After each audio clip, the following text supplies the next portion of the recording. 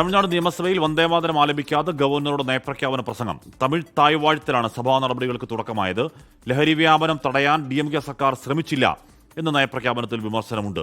മനേഷ് മൂർത്തി വിവരങ്ങൾ ചേർന്നു. മനേഷ്, ഇവിടെ വന്ദേമാതരം പൂർണ്ണമായി ആലപിക്കണം എന്ന് നമ്മുടെ നയപ്രഖ്യാപനത്തിന് ലോക്ഭവൻ നിർദ്ദേശം നൽകുകയും അത് കഴിയില്ല എന്ന നിലപാടിൽ ആദ്യ 2 സ്റ്റാൻസ മാത്രം പോലീസ് ബാനിലൊക്കെ നമുക്കാണ്. പക്ഷെ അങ്ങനെ നിർദ്ദേശം ഉണ്ടായിരുന്നു. എന്താണ് തമിഴ്നാട്ടിൽ അങ്ങനെ നിർദ്ദേശം ഉണ്ടായില്ലേ, അതോ നിർദ്ദേശം പൂർണ്ണമായി തമിഴ്നാട് സർക്കാർ വേണ്ടെന്ന് വെച്ചതാണോ മനേഷ്?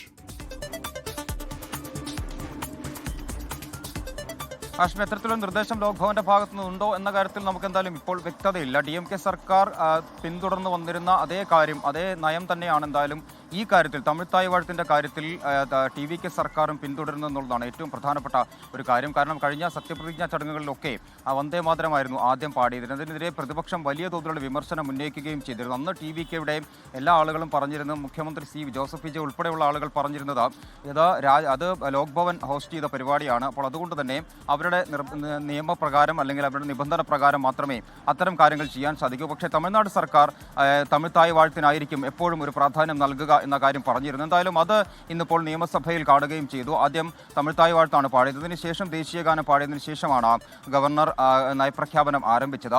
എന്തായാലും ആ രീതിയിൽ തന്നെ തുടരും. തമിഴ്നാട് സർക്കാർ തമിഴ് തായ്വാഴത്തിന് പ്രാധാന്യം നൽകിക്കൊണ്ട് തന്നെ തുടരും എന്നുള്ളതാണ് TVK സർക്കാരും പറയുന്നത്.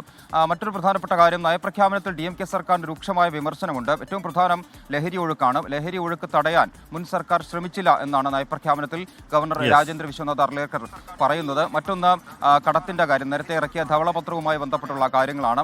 ആ ധവളപത്രത്തിൽ പറഞ്ഞിരിക്കുന്നത് കഴിഞ്ഞ സർക്കാരിന്റെ അത്ര വലിയ കടമാണ് കഴിഞ്ഞ സർക്കാർ വാങ്ങിയത്.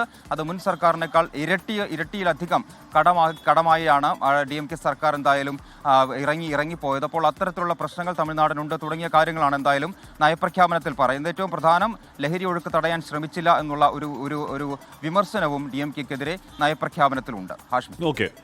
എന്തായാലും ഇവിടെ ലോക്ഭവന് നിർദ്ദേശം നയപ്രഖ്യാപനത്തിന് വന്ദേമാതരം പൂർണ്ണമായി ആലപിക്കണമെന്നുള്ളതായിരുന്നു. പൂർണ്ണമായി ആലപിക്കാൻ കഴിയില്ല നിലപാട് സ്വീകരിച്ച് ആദ്യ 6 വരിയിൽ ഒതുക്കിയ പോലീസ് ബാൻഡാണ്. അപ്പോൾ എന്തായാലും തമിഴ്നാട്ടിൽ 6 വരി പോലും ഇല്ല, ഒന്നുമേ ഉണ്ടായില്ല. അവിടെ തമിഴ് തായ്വാഴ്ത്ത് മാത്രമേ ഉണ്ടായിരുന്നുള്ളൂ. അപ്പോൾ അവിടെ രാജേന്ദ്ര വിശ്വനാഥ് അർലേക്കർ, നമ്മുടെ അതേ ഗവർണറാണ്, ആ ഗവർണറുടെ ലോക്ഭവൻ അവിടെ അത്തരത്തിൽ നിർദ്ദേശം നൽകിയില്ലേ, നിർദ്ദേശം നൽകിയിട്ടും വേണ്ട എന്നങ്ങ് തീരുമാനിച്ചതാണോ എന്ന കാര്യമൊക്കെ വ്യക്തമാവട്ടെ.